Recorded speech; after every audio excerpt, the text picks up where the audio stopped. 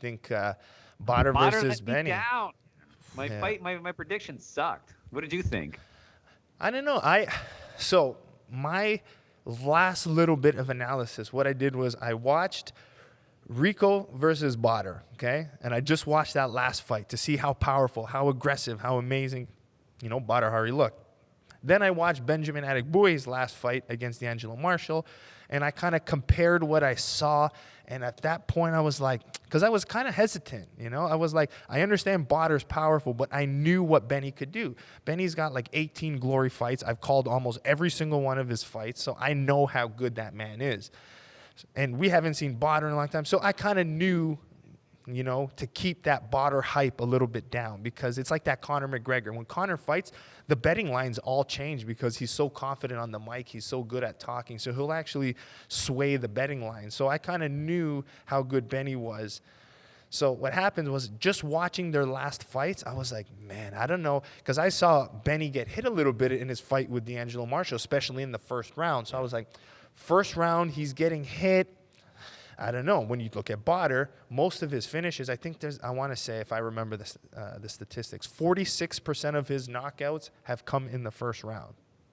So the first round is where his damage is happening. And I saw, like I said, Benny got hit a few times in that last fight. And the way he put, Rico down, Rico's never been put down, and he got dropped twice in that last fight. So I was thinking Bader's power would have been a little too much for Benny. But I knew as the fight went on, Benny would have had the advantage. Yeah. So I guess I was right with that when it came to prediction. As the fight went on, it was Benny's fight. But what I'm thinking was, with Bader, he was so set on this first round knockout that what happens is he lets everything out. He holds his breath. He just tries to get that knockout a little too much. And then you get exhausted, and then he didn't get it. So I think I saw the experience of Bader come out in that second round. He was a little bit more patient. He set things up a little bit more. He waited for the moments to explode. He calmed down a little bit. Yeah, because Bader fights in moments, and then if he attacks like crazy, and then he doesn't get his time to recover, that's your gas tank going out really quickly. Is that an element where he hasn't been active? He was kind of worried about, what's my gas tank? He's getting a little older there, and he's just like, I got to come out and knock this guy out in the first round because my power's going to always be there. But how's my gas tank? Do you think he was worried about that? That's why he came out guns a-blazing, or is that just his style? No, I just think it's his style. I mean, if you look at his record in his past fights, Bader's a guy who lives or dies by the sword. I mean, he's going to knock you out, and if he doesn't knock you out, there's a good chance he's going to get knocked out. And I mean, I think of his career, like if you can look back, you can almost count the number of times. He's got, I think, 106 wins, 92 by knockout. Okay, 106 wins, 92 by knockout. And I think of those fights that went to decision, or the fights that he didn't win, is what I'm trying to say, he got knocked out in those, or he kind of got DQ'd or something. So Bader's not a decision guy, right? So, I mean, you got to think it's live or die by the sword. So when he went after Benny, I mean, he dropped him too.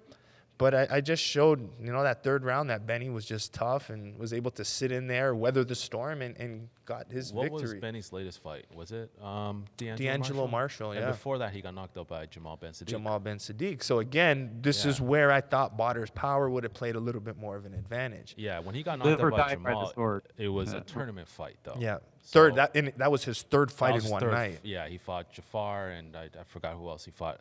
In the first fight, I can't remember. In the first fight, yeah. So it kind of makes sense. You go against Jamal Ben Sadiq, who had a relatively easy road to that final, I believe. I believe he beat Tafa pretty fast.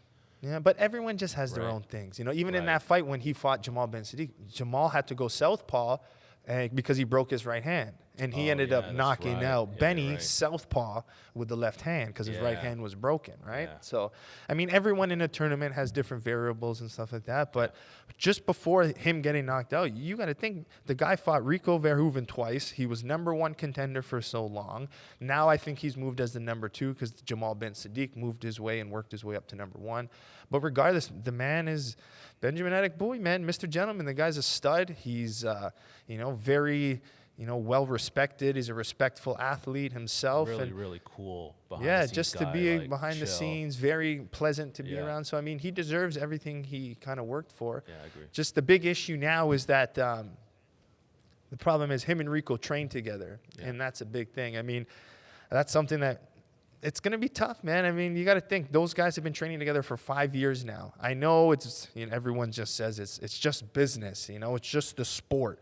Yeah. But there's more to it than that, Yeah, man. fighting your own teammate is not.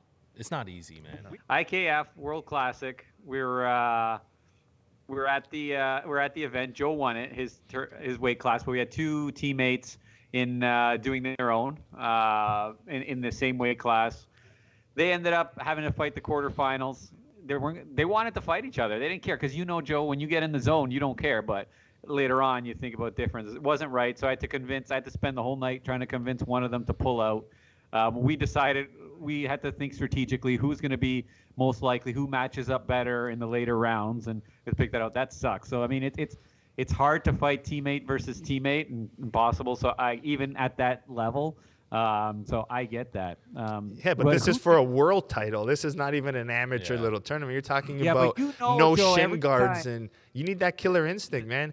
I go in to kill. I can't go in there with that mindset. People even ask me like, oh, Muay Thai, 5 rounds. You don't fight the first 2 rounds. I was like, not fight the first 2 rounds. As soon as that bell goes, I want to knock you the F out. I'm not sitting here to play for betters to like me relax. I can't relax 2 rounds to no chance. I'm going right after it, So talk stuff about like that. Live by the sword, die by the sword. Did You talk about live by the sword, die. Who impressed you the most on the Glory card, Joe? Who do you think was the breakout fighter on this card? You haven't seen these guys in a while. Who was like, holy shit, he came out of nowhere, or you know what, that's what I expected type of thing? Well, we brought in a few new guys to come check out, and one Dutch kid, tall, good with his kicks and knees.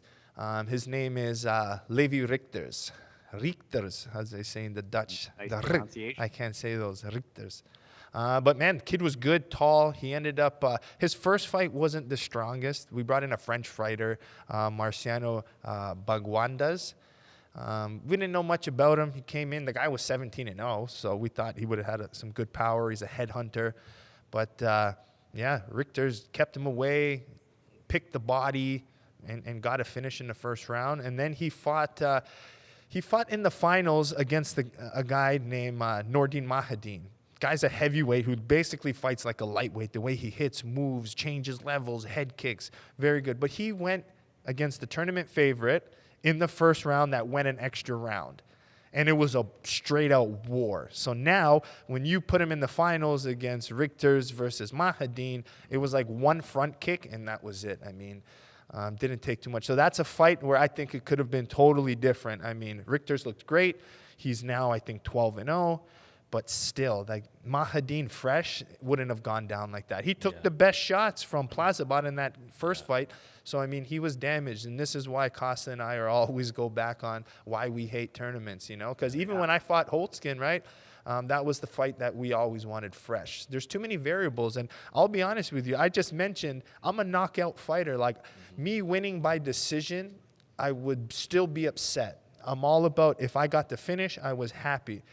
So it's just when you don't have that power, I may leave it all in there or all out. I'm not a tournament fighter, and I'll be the first to say it. I'm not a tournament fighter. I'm a power fighter.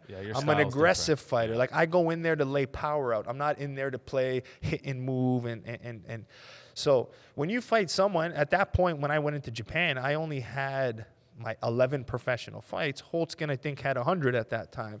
So with 100 professional fights, you know how to play the game. You know how to pace yourself. But for me, to beat someone with 100 professional fights, I go in with the bazooka. I'm not going in there with a pistol and knife. I'm going in there trying to blast people out. So if I don't have that opportunity, I have to use different skills, which now, as I'm a little bit more mature and I've been training and understand the game a little bit more, I could play those games. But at that time in my career, it was all about blasting guys out. So there's too many variables. And so that's why even with Glory, it's a big thing for Glory. But I right away had said, I don't like them. Yeah. I don't like them for the reason of not only necessarily does the best fighter wins. A lot of times, again, injuries, hurt, too many things to think about, too many variables. But also, I mean, done research. We've talked about how brutal combat sports are on the body and the brain. So it's almost a time where you're decreasing these guys' careers a little bit. Like, say in your first fight, you got rocked, you got hurt, you got shook. You pop back up. It's not like MMA where you're done. You might get dropped 2-3 times in that first fight, or get rocked or stunned or shook up a couple of times, and then have to fight 30 minutes later. Your brain's not recovered at that time. You need to be taking, weeks and months between those types of concussion trauma. So I personally don't love tournament formats, and I'm kind of glad that they've kind of fizzled away a little bit. And in that 30 You minutes, still like, had the sorry, you still had the greatest fight in Glory history, Joe. After Nicky, after your after that war with Raymond Daniels. Yeah. So Well, I mean, I got one of the knockouts of the year and fight of the night within an hour, right? Fight of the year. So not a bad thing, but I'm sure it's taken a couple years off of my body and my life. Who knows? But they're brutal. And I, like I said, I'm not a tournament fighter, and I can't even imagine how the heavyweights used to go 3 times in one night. As a heavyweight, you know what I mean? Like, woo. That's just something. Semi Schilt. I don't know how that kid can move at that size. Like, I should have been a freaking basketball It's just player. because he's so long, he just keeps kicking people away. Yeah, just jab. I jab, felt jab. bad for the guys like the Sakis in those tournaments, who shorter guys who have to come in and bang out. Like, you got to take shots to give shots if you're that type of guy. So for someone like Saki and those smaller heavyweights, oh my God, it's traumatizing to think of who you have to go against and do it 3 times in one night. Just craziness. What did you think about the Doumbé fight? The Doumbé fight. Yeah, we never got to talk about that. I was really, really, really looking forward to that Myrtle Grunhart fight. I mean, both of those guys, the trash talking. Myrtle has, is just OG, where, he's been around the game for so long. And I just can't believe, Myrtle's been literally at the top of the fighting stage for. You can never count him out. No, never. Just that awkward, weird style. Yeah. And again, he beat Doumbé. That's how he got the title. He beat Doumbé for it. Yeah. So it's a 1-1, a lot of beef, a lot of behind the scenes stuff going on. So I was really excited for that one. The hype has been building for years now, so it's ready to go. But kind of what I expected. And if you listen to my call, I nailed it. I nailed the call because in that first round, Doumbé was looking a little sloppy, a little wild. It's like I mentioned with Botter, trying too hard for the finish, So I think that was Doumbé looking a little sloppier in that first round. But then he realized, okay, this might not, I can't finish him as easy as I thought. And then he kind of slowed down, started setting things up, creating angles, and then he finally got the finish. But it's just a different style now. He's not your traditional sit in, throw your 1, 2, 3 kick, your basic strikes. He throws his punches on looping angles, uppercuts. He turns his body like it's weird, awkward punches. And it's different, and it's hurting guys, man. I mean, and I think a big thing for him, Costa, you'll appreciate that. I mean, one, he doesn't really have a coach right now, so he's not developing. But what he did in this last few years was understanding that he's got, I think, over 80 professional fights now. So he knows how to fight. He knows how to throw a jab. He knows how to throw a cross. But he's really focused on physical fitness. He's focused on strength training. He's focused on, different types of weight room training, athletic training. And once he's changed his mind from being a fighter into a full athlete, this is when we've seen him. He has 6 fights. He's finished his last 5. But I really credit that from his work in the weight room. I think it's totally changed his mindset. I think it's totally, made him an athlete. Like when I talked to him 2 years ago, he didn't really know how to cut weight. He didn't know about training and that stuff. But this last 2 years, that type of focus has just made him into a spectacular fighter.